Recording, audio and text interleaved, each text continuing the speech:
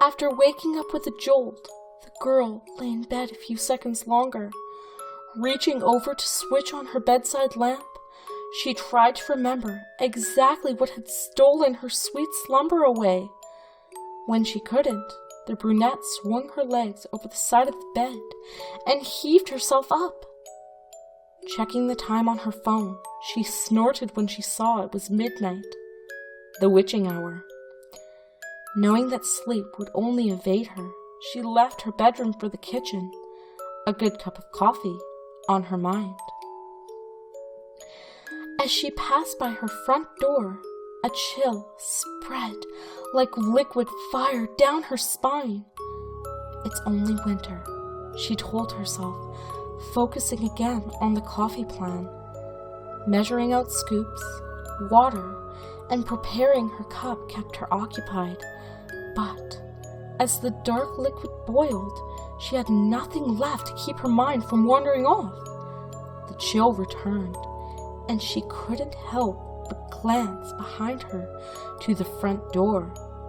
It stood there innocently enough, just like always.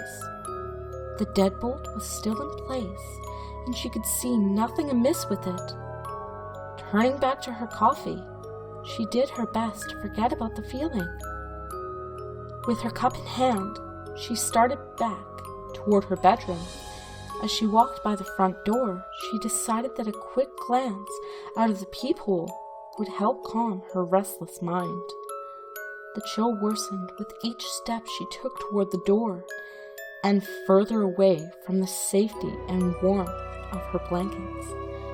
She pressed her empty hand against the cold metal door and took a deep breath before leading her eye to the peephole. At first, she could only see an inky blackness and somehow seemed to swirl in itself. When she blinked in surprise, the void melted away. She wished it hadn't. In its place, there stood what she could only guess was once a man. The limbs were long and inhumanly awkward, with bulky joints branching off into several arms, not unlike the branches of a tree. The creature was draped in a black suit, somehow making the things more nightmarish to her.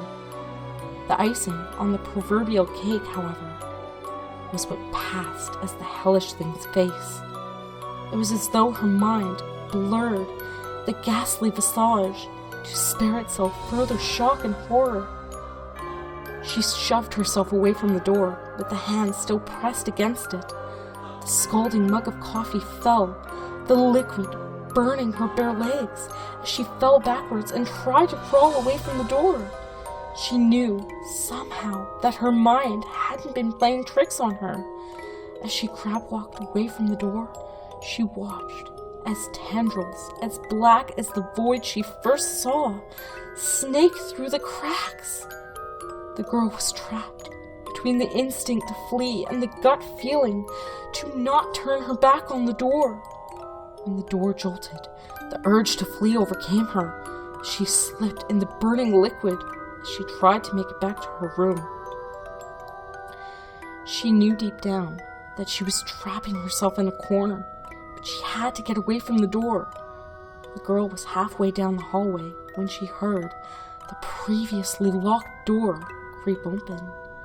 She screamed and slipped into a wall, cracking her chin on it and stunning her. After that, there was only blackness. Nicole, a warm male voice snapped the woman out of her trance.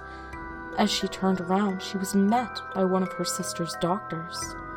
She nodded, not sure if she should say anything, or even if she could find her voice, if she did have something to say. That morning she had gotten an urgent phone call from the hospital saying that her sister, Lindsay, was there. Before they had even let her see her, the doctors had pulled her off to the side and insisted that they talk to her about what might have happened. Phrases like self-inflicted and assault had been thrown around, and Nicole felt her mind reel.